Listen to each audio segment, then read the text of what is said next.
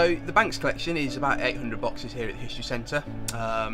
There's material relating to the family itself, as well as the wider estates at Corfe Castle and Kingston Lacy.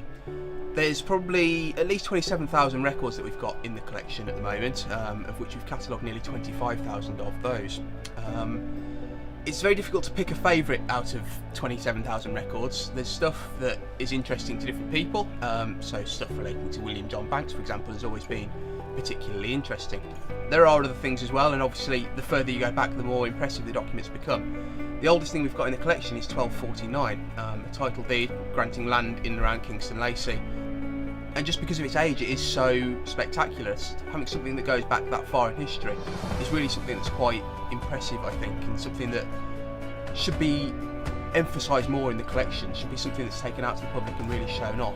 All these sorts of things just give you an idea of the collection, an idea of what's going on, an idea of the history of the family.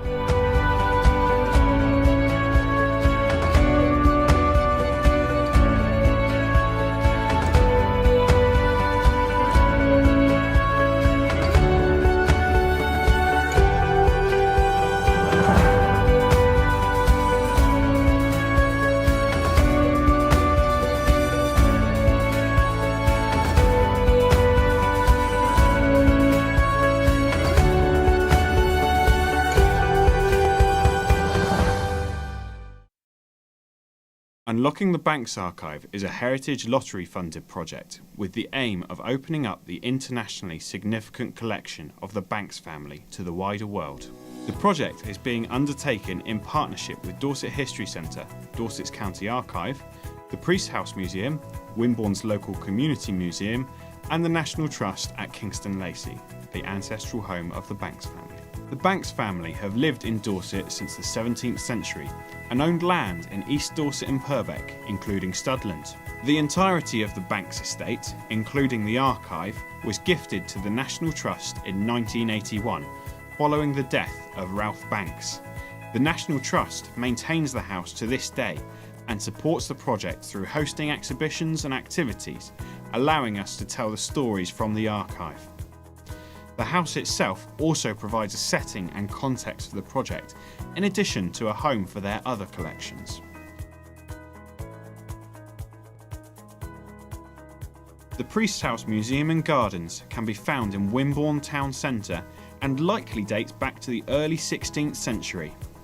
Opened as a museum and library in 1962, the museum has continued as a hub for local history ever since, with their collections and exhibitions reaching thousands every year.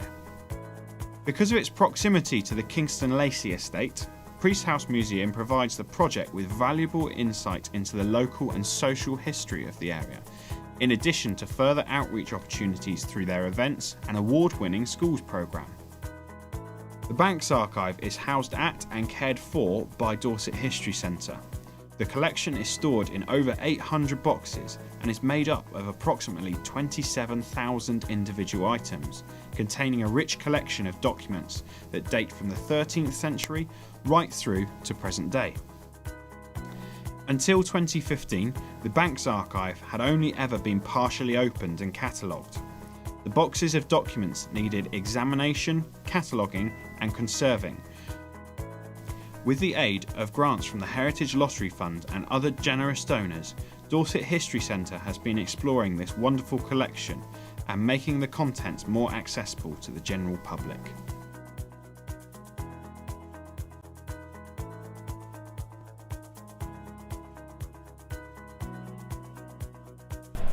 For myself, I really enjoy the visual elements of the collection, so that's things like the photos and the drawings, and I find that those parts of the archive are really helpful in understanding the history of the Banks family and how it fits together in the local area. The archive gives people a voice, those who came before, a voice in such a unique way that you just don't get it when you go to museums.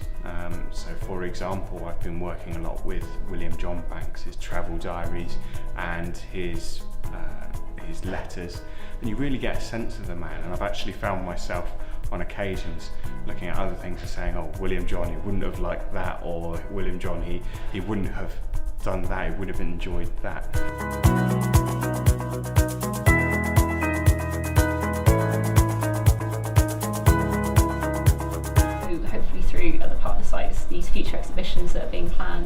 and hopefully for years to come the project will have a legacy.